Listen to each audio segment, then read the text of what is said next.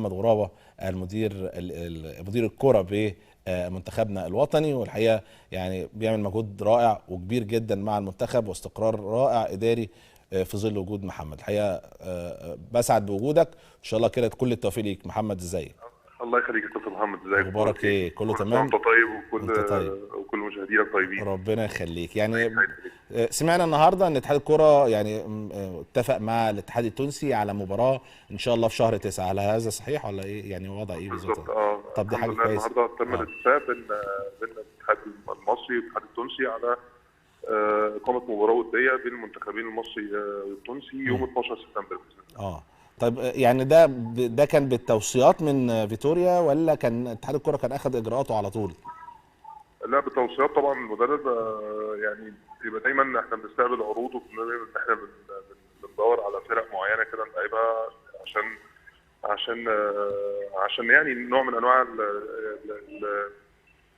انواع اللي هو يعني نركز كده قبل ما نخش كاس افريقيا. فبنحاول ان احنا الماتشات الوديه دي تبقى خلال الفتره الجايه ان شاء الله باذن الله تبقى نلعب تصنيف اول تصنيف ثاني بالكثير. ماتشات كويسه قويه احتكاكها قوي بحيث ان احنا نستفيد منها خلال الفتره الجايه. احنا المفروض عندنا معسكر في 9 ومعسكر في اكتوبر من يوم 4 ليوم 12 ان شاء الله باذن الله هيتخللوا ماتش رسمي اللي هو ماتش اثيوبيا امام التصفيات، هيتلعب هنا في القاهره وان شاء الله. والحمد لله يعني بالاتفاق مع تونس ان احنا كانوا جبناهم هنا الحمد لله، وافقوا انهم يجوا يلعبوا معانا عندنا في القاهره. يوم 12 باذن الله هيبقى المباراه. عندنا معسكر تاني في اكتوبر ولا ما عندناش؟ عندنا معسكر في اكتوبر، عندنا تصفيات كاس العالم في نوفمبر. وبعد كده البطوله هيبقى في ماتش ودي قبلها بقى، يعني قبل الماتش الخاص بتصفيات كاس العالم ولا؟ اكيد طبعا. يعني كده في توقف قبلها ب 14 يوم. تمام. هيتخللها بقى ماتش او ماتشين حسب الجدول ساعتها. احنا بنشتغل عليها من دلوقتي عامه. شغالين على شهر 10، شغالين على شهر 1 الجاي لو كاس الامم. بيقولوا ان في اشاعات كده بتقول ان في شهر 12 ممكن يكون البطوله العربيه بتاعت في قطر تاني، بس الكلام ده مش مؤكد. يعني لسه الامور مش واضحه في الفتره الحاليه.